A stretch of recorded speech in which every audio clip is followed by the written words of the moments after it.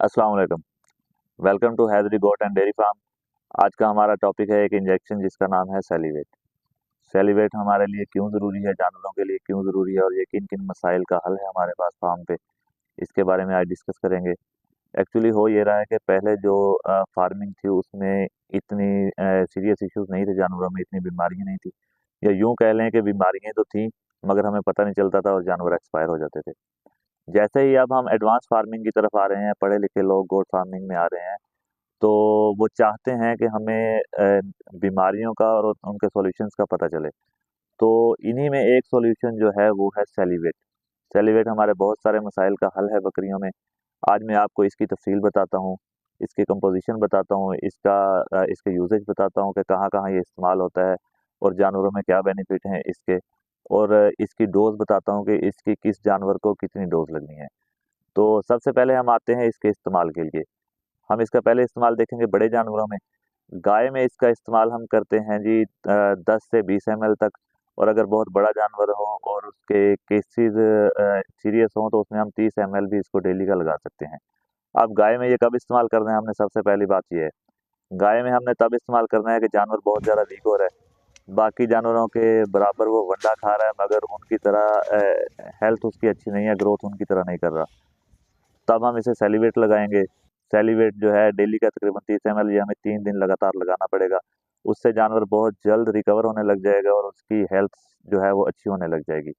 इसके अलावा अगर गब्बन जानवर है गाय, उसे हमने लगाना है तो उससे तकरीबन 15 ml डेली बेसिस पे लगाएंगे।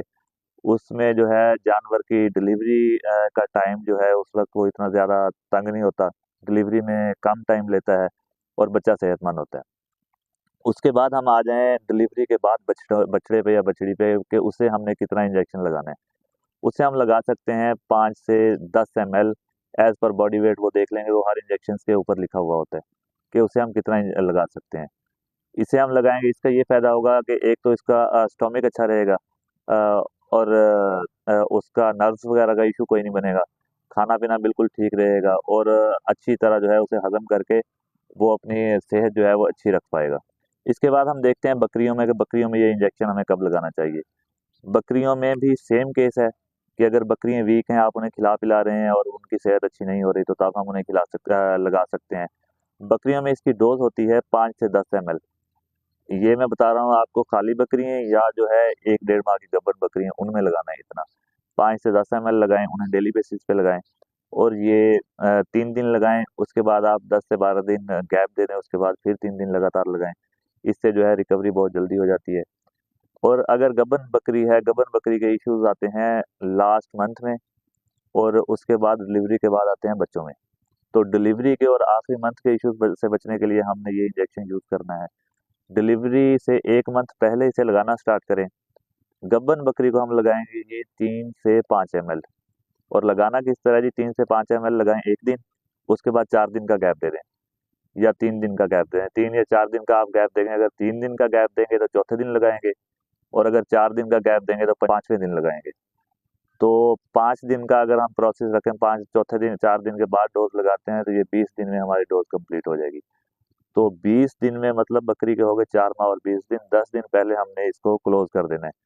इसका हमें ये फ़ायदा होगा कि बकरी की डिलीवरी के बाद जो बच्चे कमज़ोर होते हैं, अक्सर आपने देखा होगा कि वो पाँव नीचे नहीं लगा सकते, ज़मीन के ऊपर उनका पाँव नहीं लगता। जो फर्स्ट जॉइंट होता है ना पाँव के ऊपर वाला, ये मैं आपको एग्ज़ाम्पल के लिए एक तस्वीर या वीडियो भी दिखा दूँगा। वो फर्स्ट जॉइंट जो होता है टाँग का, वो नीचे लगा के चलते हैं और बच्चे बहुत ज़्यादा कमज़ोर रहते हैं, खाना-पीना उनका ठीक नहीं होता। तो ये जो है अगर हम बकरी को लगाएँगे तो ये जो है बच्चों को उसका फ़ायदा होगा, बकरी को भी होगा और बच्चे जो है सेहतमंद होंगे, वो सीधे पाँव पे खड़े हो सकेंगे। ये जो फर्स्ट जॉइंट अक्सर बच्चे नीचे लगाते हैं कमज़ोरी की वजह से, ये नहीं लगाएँगे। और बच्चों का खाना-पीना बिल्कुल ठीक रहेगा, हेल्थ उनकी अच्छी रहेगी। और अगर हमने इसके बाद भी बच्चों में लगाना है सेलिवेट, क्योंकि लगा सकते हैं, इससे उनकी सेहत अच्छी होगी, स्किन अच्छी होगी और बच्चे सेहतमंद रहेंगे। तो अगर हमने बच्चों में, छोटों में लगाना है तो ये हम इसे लगाते हैं आधा सीसी रोज़ाना, यानी कि हम 0.5 एमएल लगाएँगे।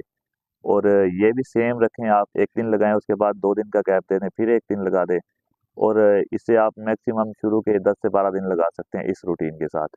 अब हम इसका बताते हैं कि इसकी कंपोज़िशन क्या है। जी, तो ये इंजेक्शन है जी सेलिवेट। ये देख लें। अब मैं आपको इसकी दिखाता हूँ कंपोजिशन के अभी और बताता हूँ इसकी डिटेल के कंपोजिशन में इसके क्या है। कंपोजिशन में इसके सबसे पहले है सोडियम सिलिनाइट। इसे सिलीनियम भी कहते हैं। ये एक्चुअली एक मिनरल है। मिनरल जो है ये हमें मतलब ये कि लिक्विड फॉर्म में ये एक मिनरल है।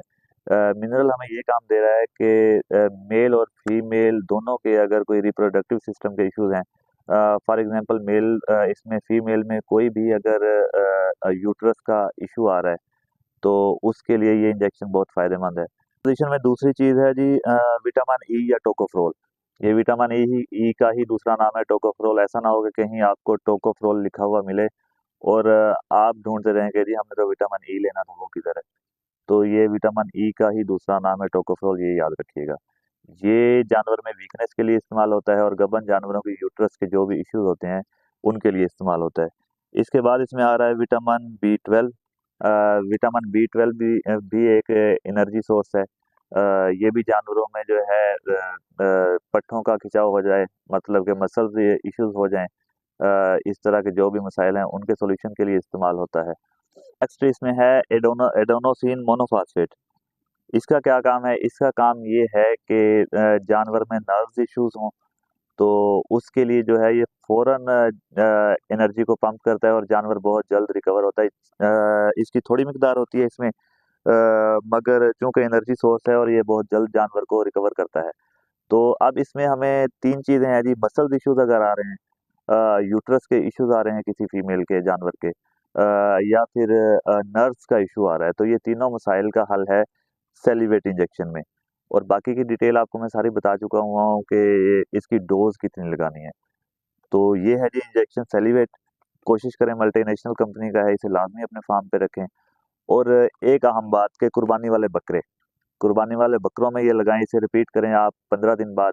उनकी आप ग्रोथ देखिएगा, ग्रोथ बहुत अच्छी होगी क्योंकि स्टमक उसका परफेक्ट रहेगा। और बाकी अगर उनका मसल्स इशू कोई चल रहा है या नर्व इशू चल रहा है तो वो भी साथ का साथ सॉल्व होता रहेगा और आपको सवेयर किस्म के कुर्बानी के बकरों में इश्यूज को फेस नहीं करना पड़ेगा। ये था आज का टॉपिक हमारा सेलिब्रिटी से। यहाँ पे हम करते हैं क्लोज। अपना और अपने जानवरों का बहुत सारा ख्याल रखिएगा। अल्लाह हाफिज।